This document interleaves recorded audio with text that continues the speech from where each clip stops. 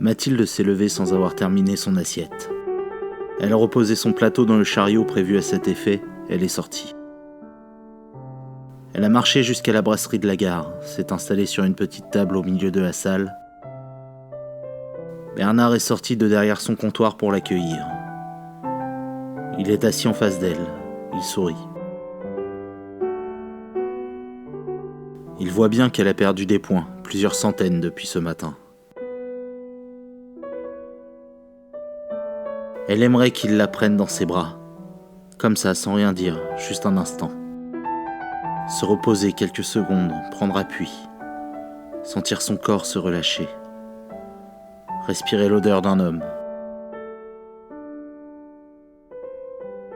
Dans l'entreprise, on raconte que le patron de la brasserie est amoureux d'elle, qu'il l'aurait demandé en mariage.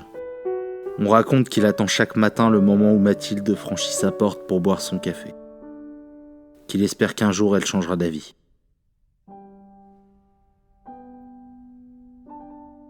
Bernard est reparti derrière le zinc. Il rince les verres.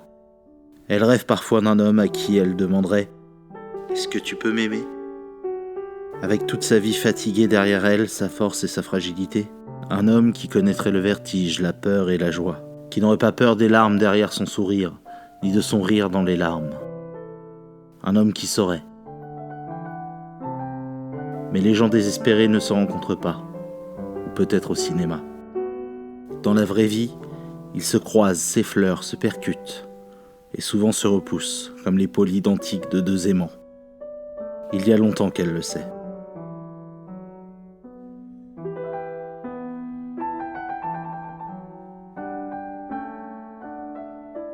Maintenant, Mathilde observe au fond de la salle une fille et un garçon, jambes mêlées sous la table. Ils sont jeunes. La fille porte une jupe très courte et parle fort. Le garçon la dévore des yeux. Ils partagent une assiette de spaghettis. La main du garçon caresse la cuisse de la fille.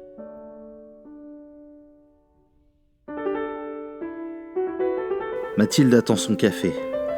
Elle pense à cette question que Simon lui a posée l'autre jour, à brûle-pourpoint. À partir de quand on est en couple ? Elle préparait le repas.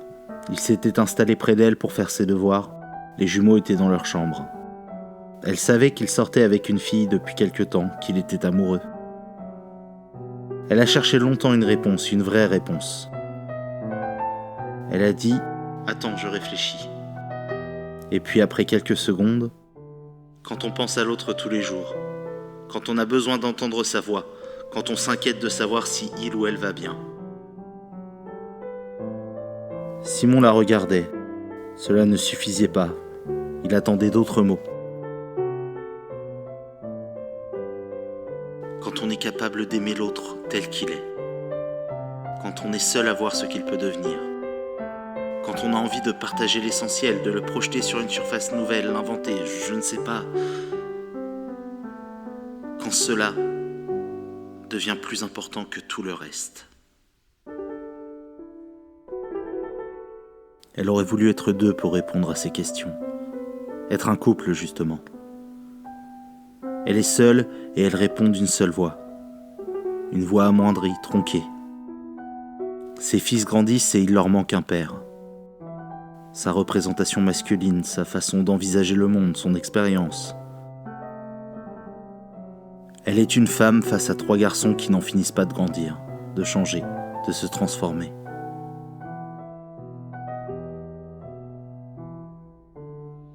Seule, face à leur étrangeté.